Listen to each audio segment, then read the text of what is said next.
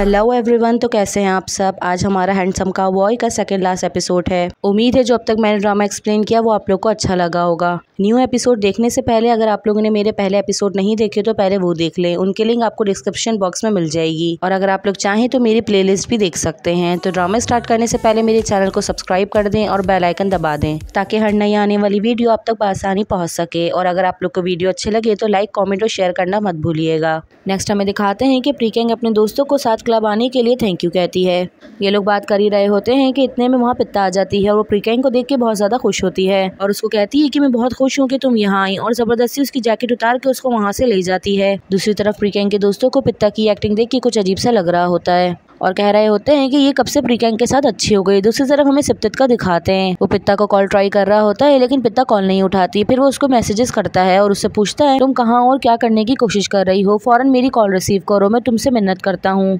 इतने में पित्ता उसको क्लब में खींची हुई अपनी और प्रीकेंग की तस्वीर सेंड करती है। ये देख के सिप्तित समझ जाता है कि ये दोनों क्लब में हैं। फिर दूसरी तरफ हमें प्रीकेंग के दोस्तों का दिखाया जाता है, वो दोनों साथ बैठे हुए पित्ता की हरकतें देख रहे होते हैं और दूसरी तरफ प्रीकेंग सबके लिए गाना बजा रही होती है। इतने में वहाँ सिप्तित आ जाता है। सिप्तित देखता है कि पित्ता उसके बराबर में ही खड़ी है और कितना ज्यादा उससे घुल मिल रही है। फिर जैसे ही प्रीकेंग की नजर सिप्तित पे पड़ती है तो उसको देख के थोड़ा परेशान हो जाती है। फिर पित्ता उसके करीब आती है और उससे कहती है बिल्कुल नॉर्मल एक्ट करो और इस तरह से दिखाओ कि तुम्हें उसकी जरूरत ही नहीं है और तुम उसके बगैर बिल्कुल ठीक हो। प्रीकेंग बिल्कुल ऐसा ही करती है और अपना गाना बजाने में लग जाती है। फिर गाना लगाने के बाद वो अपने दोस्तों के पास आती है और उनके पास आके खड़ी होती है, जिसपे इसके दोस्त उससे पूछते हैं क्या तुम ठीक हो। फिर प्रीकेंग अपने दोस्तों को बता ही रही होती है कि इतने में उसके पास कुछ लोग आते हैं और जबरदस्ती उसको कहते हैं कि हम आपके साथ तस्वीर लेना चाहते हैं। प्रीकेंग देखती है कि सिप्तित उसको देख रहा है तो प्रीकेंग तस्वीर खिंचवाने के लिए तैयार हो जाती है, लेकिन वो लोग तस्वीर लेने के बजाय प्रीकेंग को तंग कर रहे होते हैं और इसको उधर उधर टच कर रहे होते हैं और इनकी इन हरकतों से प्रीकेंग भी परेशान हो रही होती है। इतने में वहाँ सिप्तित आ जाता है और उसको धक्का देता है। वो कहता है कि बस कर दो और उनसे कहता है कि इसे थोड़ी सी रिस्पेक्ट दो, जिसपे वो लोग चिढ़ जाते हैं और कहते हैं कि तुम एक खुद प्ले बॉय हो और हमसे ये कह रहे हो। ये सुनने के बाद इन दोनों की आपस में लड़ाई होने लगती है। फिर प्रीकेंग इन दोनों को हटाती है। सिप्तित प्रीकेंग से पूछता है क्या तुम ठीक हो, लेकिन प्रीकेंग उसकी बात का जवाब नहीं देती और उसको देख रही होती है। फिर सिप्तित अपनी जैकेट उतार के प्रीकेंग को पहना देता है और सब इन दोनों को देख रहे होते हैं। फिर सिप्तित उसके करीब आता है और दोबारा से पूछता है क्या तुम ठीक हो, अगर तुम ठीक नहीं हो और या घर जाना चाहती हो तो मैं तुम्हें राइड दे सकता हूँ। फिर प्रीकेंग कहती है कि मैं ठीक हूँ और उसकी जैकेट उतार के उसको दे के वहाँ से चली जाती है। सिप्तित उसके रूड बिहेवियर से काफी ज्यादा हर्ट हो रहा होता है। दूसरी तरफ हमें प्रीकेंग का दिखाते हैं, वो काफी ज्यादा रो रही होती है।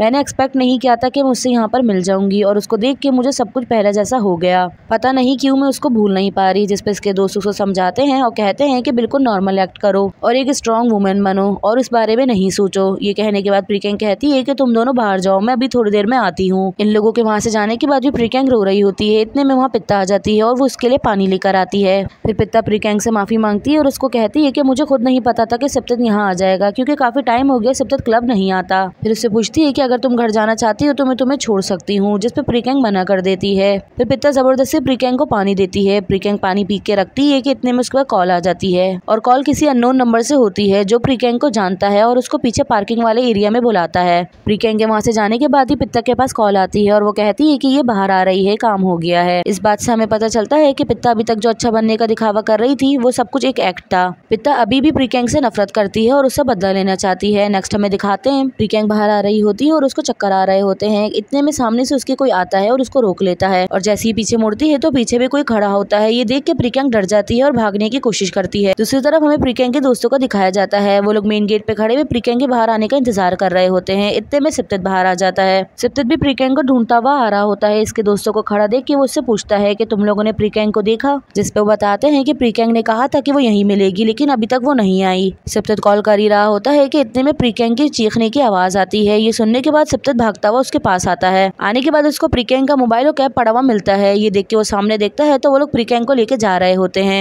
ये देखने के बाद सिप्तित बिना टाइम वेस्ट किए इन लोगों को फॉलो करता है और इनके पीछे पीछे चल रहा होता है, लेकिन शायद ये बात वो दोनों किडनैपर्स नहीं जानते। फिर वो लोग अपनी जगह पे पहुंच के प्रीकेंग को लेके अंदर चले जाते हैं। फिर इतने में सिप्तित भी वहाँ पहुंच जाता है और पहुंचने के बाद वो जगह देखता है और मोबाइल निकाल के की को कॉल करता है और उसको सब बात बता देता है और उसको कहता है कि मुझे तुम्हारी हेल्प चाहिए, तुम प्लीज पुलिस को इस लोकेशन पे भेज दो। दूसरी तरह हमें प्रीकेंग का दिखाते हैं, उसको होश आ जाता है और वो इन दोनों की बातें सुन रही होती है। वो दोनों कह रहे होते हैं कि हमें पैसों के साथ साथ लड़की भी मिली है। इन दोनों को पिता ने प्रीकेंग का रेप करने का काम दिया होता है और इसकी वीडियो बना के सोशल मीडिया पे डालनी होती है। वो दोनों उसके साथ बदतमीजी करना शुरू करते हैं कि इतने में वहाँ सिप्तित पहुंच जाता है और वो देखता है कि एक बदतमीजी कर रहा है और दूसरा वीडियो बना रहा है। ये देखने के बाद सिप्तित भाग भागता हुआ के उनको लात मारता है, जिसकी वजह से इन लोगों की आपस में लड़ाई होने लगती है। लेकिन पीछे से कोई इसके सर पे लोहे का डंडा मार देता है, जिसकी वजह से सिप्तेत बेहोश हो जाता है। वो बेहोश होने के बाद भी प्रीकैंग को याद कर रहा होता है और उसको डूबने वाला सीन याद आ रहा होता है और उसके कानों में प्रीकैंग की आवाज आ रही होती है और वो बचपन वाली प्रीकैंग को याद कर रहा होता है। सिप्तेत, तुम मुझे प्रोटेक्ट कर लोगे, तुम बहुत अच्छे भाई हो। ये सुनने के बाद सिप्तेत की आंख खुल जाती है और उठ के वो देखता है तो उसको पता चलता है कि अभी भी ये लोग प्रीकैंग के साथ बदतमीजी कर रहे हैं। ये देखने के बाद वो आके उन दोनों को हटाता है। फिर से इन तीनों की फाइट होने लगती है। ये लोग फाइट कर ही रहे होते हैं कि इतने में फिर से कोई उसके पाँव पे रॉड मारता है और वो लोग सिप्तेत को पकड़ लेते हैं। फिर सिप्तेत अपने आप को संभालता है और दोबारा इन लोगों से फाइट करता है,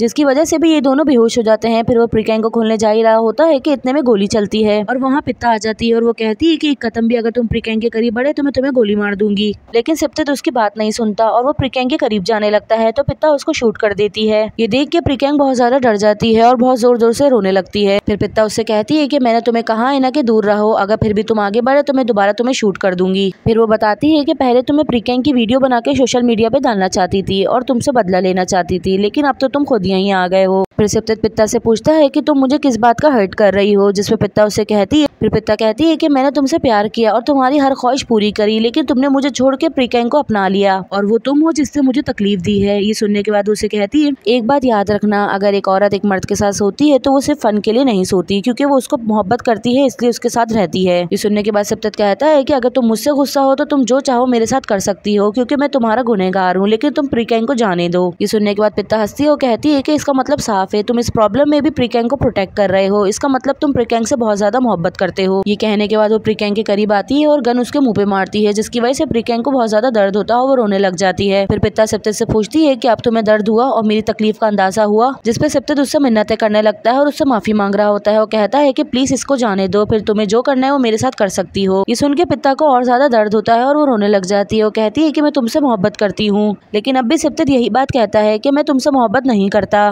फिर पित्ता कहती है कि तुम उसे अपने आप से भी ज्यादा मोहब्बत करते हो ना, जिसपे सिप्तेत कहता है कि बहुत ज्यादा। और ये कहने के बाद फौरन प्रीकैंग को शूट करती है, लेकिन सिप्तेत इतने में आगे आ जाता है, जिसकी वजह से सिप्तेत को गोली लग जाती है और ये देख के प्रीकैंग बहुत ज्यादा रोने लग जाती है। इतने में सिप्तेत नीचे गिर जाता है और बेहोश हो जाता है और वहाँ पुलिस भी आ जाती है। फिर नेक्स्ट हमें हॉस्पिटल का सीन दिखाया जाता है। प्रीकैंग सिप्तेत को लेकर हॉस्पिटल जा रही होती है और उसे कहती है कि प्लीज अपनी आंखें खोलो। प्रीकैंग उसकी ये हालत देख के बहुत ज्यादा डर जाती है और बार बार उससे यही कह रही होती है। फिर इतने में ये लोग आईसीयू में पहुंचते हैं तो नर्स प्रीकैंग को बाहर ही रोक देती हैं और अंदर जाने से मना कर देती हैं और प्रीकैंग बाहर बैठ के बहुत ज्यादा रो रही होती है और उससे कहती है कि तुम ऐसे नहीं जा सकते। दूसरी तरफ हमें सिप्तेत का दिखाया जाता है। सिप्तेत का ऑपरेशन चल रहा होता है। ऑपरेशन के बीच में भी सिप्तेत प्रीकैंग के बारे में सोच रहा होता है। जो उसने प्रीकैंग के साथ मेमोरीज स्पेंड की होती है वो उसको सारा टाइम याद आ रहा होता है। इस बात से हमें पता चलता है कि सिप्तेत वाकई प्रीकैंग से अब बहुत मोहब्बत करने लगा है और थोड़ी देर के बाद सिप्तेत की आंखें भी खुल जाती है, लेकिन वो रो रहा होता है। फिर हमें प्रीकैंग का दिखाया जाता है। बहुत ज्यादा रोने की वजह से प्रीकैंग बेहोश हो जाती है। उसकी आंख खुलती है तो की उसके पास होता है।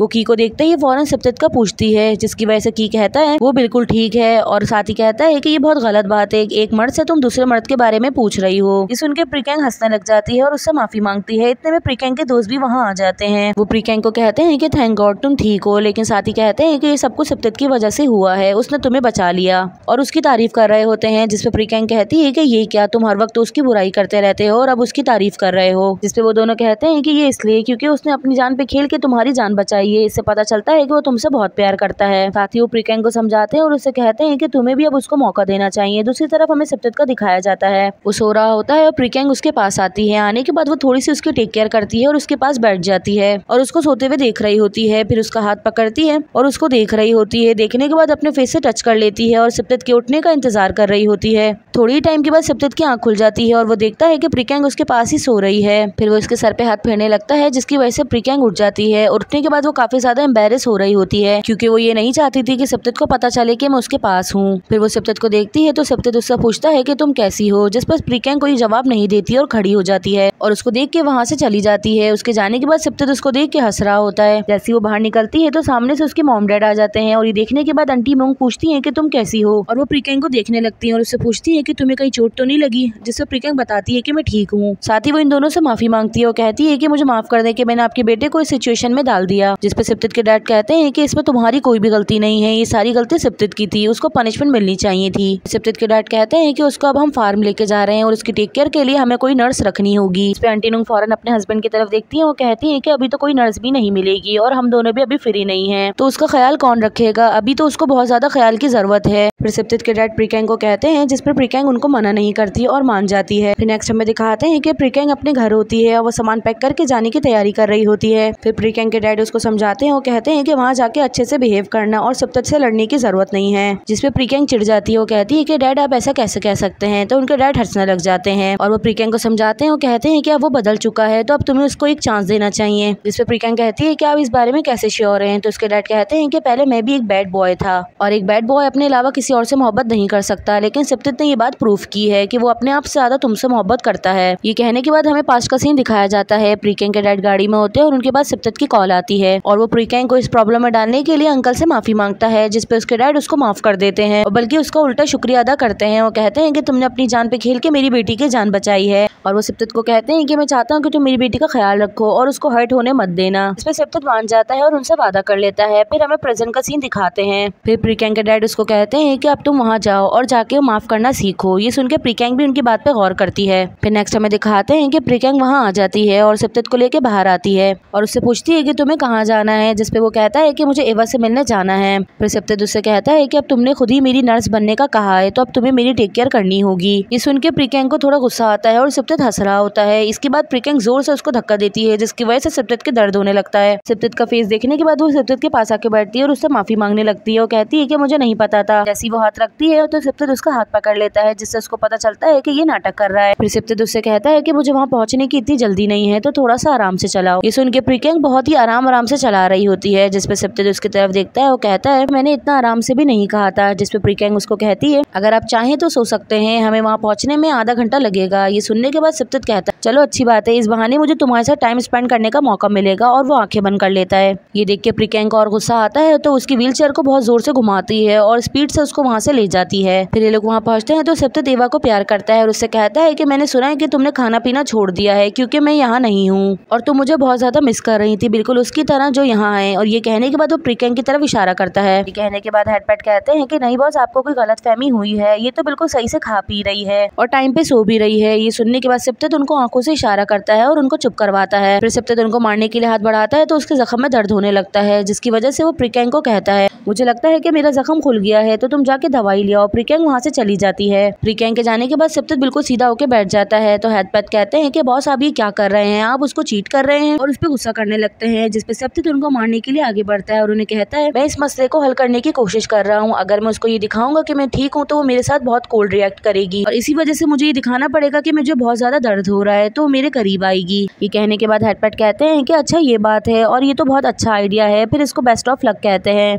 नेक्स्ट हमें दिखाते हैं कि ये दोनों बैठ के लंच कर रहे होते हैं, लेकिन सिप्तित खा नहीं रहा होता। फिर प्रीकेंग उससे पूछती है कि तुम खाना क्यों नहीं खा रहे, जिसपे सिप्तित उसे बताता है कि मुझे भूख नहीं लग रही। फिर प्रीकेंग उसको कहती है कि थोड़ा सा खाना खा लो क्योंकि उसके बाद तुम्हें दवा लेनी है। सुनने के बाद जैसे ही सिप्तित आगे आता है तो उसके दर्द होने लगता है। वो कहता है कि इस वजह से मुझे भूख नहीं लग रही। इसकी एक्टिंग देख के प्रीकेंग समझ जाती है और कहती है कि लकी तो तुम्हारे पेट में है लेकिन दर्द तुम्हारे हाथ में हो रहा है। जिसपे सिप्तित कहता है कि नहीं ऐसा कुछ नहीं है। फिर प्रीकेंग उसको अपने हाथ से खिलाती है। फिर सिप्तित उसको कहता है कि तुम्हारे यहाँ आने और मेरा ख्याल रखने के लिए शुक्रिया। जिसपे प्रीकेंग उसको कहती है कि यहाँ आने के लिए मुझे ऑर्डर दिया गया था। फिर सिप्तित उसको कहता है कि तुम खुद भी यहाँ आना चाहती थी क्योंकि तुम मेरे लिए काफी ज्यादा परेशान थी। फिर प्रीकेंग कहती है कि नहीं ऐसा कुछ भी नहीं था। जिसपे सिप्तित उससे दोबारा कहता है कि तुम परेशान थी। ये दोनों आपस में बहस करने लगते हैं, जिसपे प्रीकेंग को मानना पड़ता है कि वाकई में तुम्हारे लिए परेशान थी, इसी वजह से मैं यहाँ आई। फिर प्रीकेंग दोबारा से सिप्तित को खिलाती है। फिर नेक्स्ट हमें दिखाते हैं ये तीनों ही सिप्तित को लेके उसके रूम में जा रहे होते हैं, जिसपे सिप्तित कहता है कि आज बहुत ज्यादा गर्मी है। फिर कहता है कि शायद मुझे ऐसा लग रहा है कि मुझे शावर लेना चाहिए। जिसपे हेडपैट कहते हैं कि बॉस हम आपकी मदद कर देते हैं। ये कह के वो दोनों अंदर जाने लगते लगते हैं। फिर सिप्तित उन दोनों को ही रोक देता है और कहता है कि तुम दोनों को बहुत काम है, प्रीकैंग मेरी मदद कर देगी।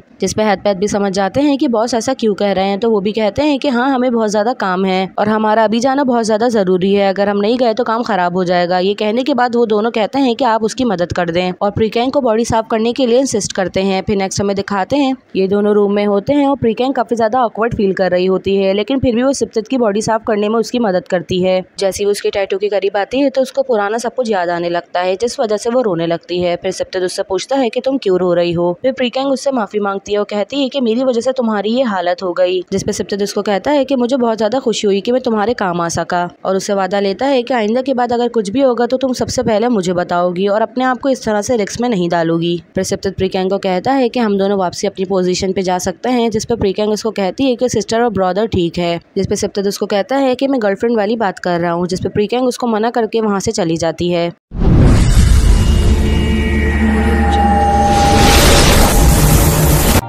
Everybody knows that I'm breaking down. Everybody knows I ain't faking now. Everybody knows my heart's vacant now. Yeah, she hates me now, I made mistakes but now I don't ever wanna be alone. I don't really ever feel at home. On my own, in the zone, that's the only way I know. Feeling